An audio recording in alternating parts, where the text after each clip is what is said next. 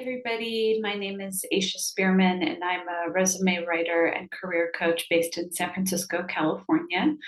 I'm excited to talk to you guys today about how to explain your reasons for leaving a job. It's been happening the past 2.5 years, so I thought it would make sense to address this particular topic. Feel free to like, share, and subscribe.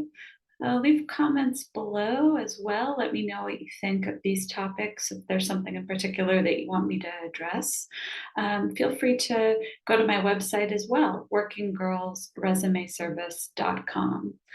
All right, so let's get started. When you're looking for a new job, you need to be prepared to explain to a hiring manager why you are a free agent. So, some relevant reasons for leaving a job include taking additional responsibility, seeking an increase in pay, and relocation. So, your resulting resume gaps can also be explained away by citing taking time off to raise a family or going back to school.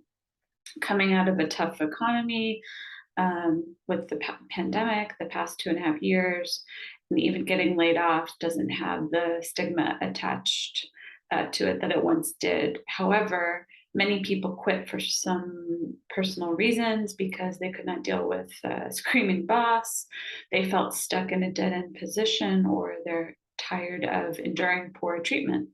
So, in these cases, you'll have to find a way to put a positive spin on why you decided to say, I quit, when you go to your next job interview. The last thing you want to risk is having your interviewer think that you're a quitter who could not hack it. You were not a team player, or you were hard to manage.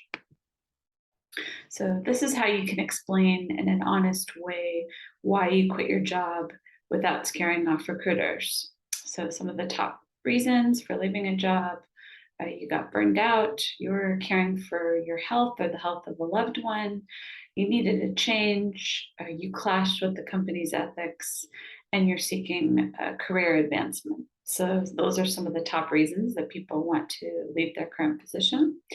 So, during the interview, the hiring manager asks, why did you leave your last job?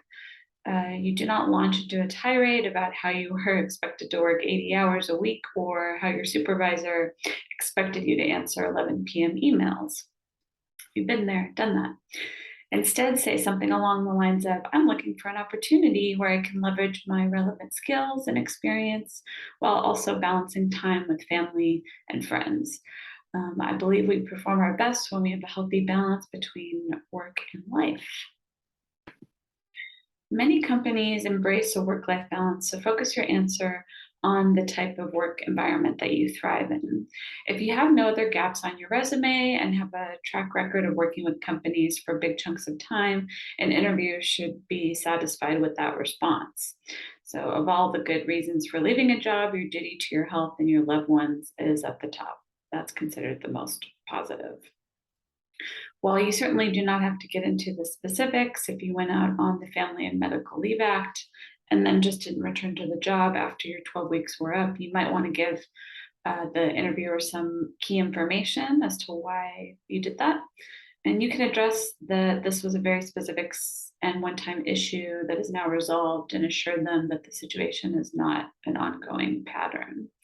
That way, a hiring manager will not be worried. They'll bring you on board only to lose you in a few months' time. If you're making a career change, is it because you simply reached the point where you could not stand what you were doing anymore? Some of us have experience with that, me included. Instead, say something along the lines of, I'm seeking out opportunities that will allow me to make full use of my newly acquired web design skills.